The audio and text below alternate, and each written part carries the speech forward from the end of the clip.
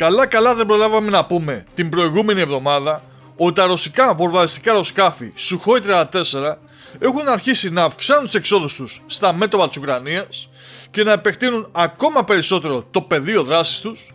και ήρθε η Ουκρανική πολεμική αεροπορία και πιο συγκεκριμένα ο διοικητής της, Μικόλα Όλεντσουκ, να ανακοινώσει το Σάββατο ότι οι Ουκρανικές ένοπλες δυνάμεις κατέριψαν το μεσημέρι της Παρασκευής 3 ρωσικά Sukhoi 34 που πετούσαν στην νότια κατεύθυνση.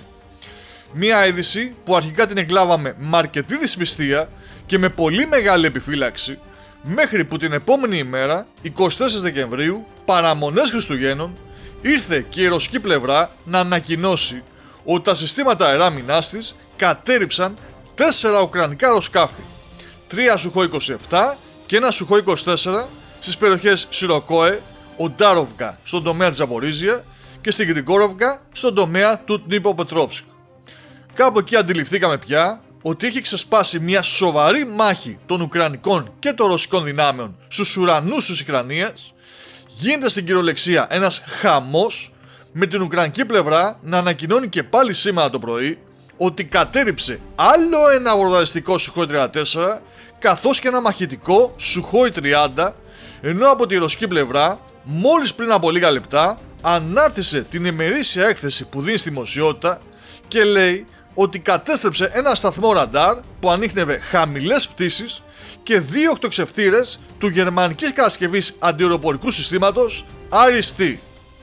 Φαίνεται λοιπόν ότι αληθεύουν οι αναφορές των καταρρίψεων, με τον Ουκρανό πρόεδρο Βολοντίμιρ Ζελένσκι να λέει ότι οι αρχικές καταρρίψεις των 3 Sukhoi 34 έγιναν στην περιοχή της Χερσόνας,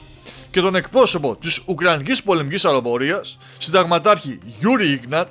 να δίνει νέα στοιχεία, λέγοντας από την πλευρά του ότι οι Ρώσοι πιλότοι, νιώθοντας την ατιμωρησία τους, προσπάθησαν ευθαρσώς να πετάξουν κοντά στις ουκρανικές θέσεις για να χτυπήσουν με κατευθυνόμενες βόμβες σε μεγαλύτερο βάθος την άμυνα των ενόπλων δυνάμεών μας.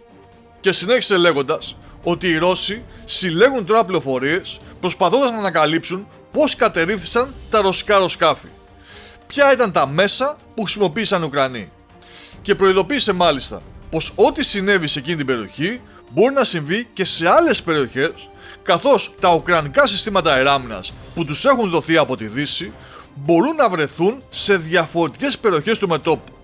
Και είναι αλήθεια ότι τις προηγούμενες ημέρες η Γερμανία, ο καγκελάριος Όλαφ Σόλτς, που έχει καταρρεύσει τις δημοσκοπήσεις και που έχει εμπλακεί πλέον σχεδόν ολοκληρωτικά σε αυτόν τον πόλεμο, απέστειλε ένα ακόμα σύστημα Patriot, καθώς επίσης στέλνει και νέα αντιαεροπορικά συστήματα Gepard. Οπότε είναι πολύ μεγάλη πιθανότητα αυτό το νέο σύστημα Patriot, που θα πρέπει να πούμε ότι αποτελείται από αρκετούς εκτοξευτές, να προωθήθηκε προς την περιοχή της Χερσόνας και να είναι αυτό που δημιούργησε προβλήματα στους Ρώσους. Μέχρι βέβαια να βρουν που είναι η μονάδα ελέγχου του και να την καταστρέψουν. Πάντως και σήμερα που μίλησε ο εκπρόσωπος της Ουκρανικής πολεμικής αεροπορίας, είπε τα εξής: δεν δημοσιοποιούμε ποτέ τι, πού και σε ποιο μέρος καταστρέφουμε εναέριους στόχους. Ο εχθρός γράφει για ένα περιπλανόμενο Patriot ή κάποιο άλλο σύστημα. Ας το μαντέψει. Ας καταλάβουν ότι το σύστημα Patriot και ίσως ένα άλλο σύστημα μεγάλης εμβέλειας μπορεί να είναι προς μία κατεύθυνση, αύριο στη δεύτερη και μετά στην τρίτη. Ο εχθρός πρέπει να παραμένει συνεχώς σε αγωνία, αφήνοντας έτσι να συνεχίζει το μυστήριο που έχει ξεκινήσει από την προηγούμενη εβδομάδα και για το οποίο έφτασαν κάποιοι να πούν ότι έχουν ήδη φτάσει κάποια μαχητικά αεροσκάφη F-16, τα οποία είναι αυτά που έβαλαν εναντίον των ρωσικών βομβαρδιστικών. Αυτό πάντως που είναι σίγουρο είναι ότι ο χαμός στους εχθρούς της Ουκρανίας συνεχίζεται.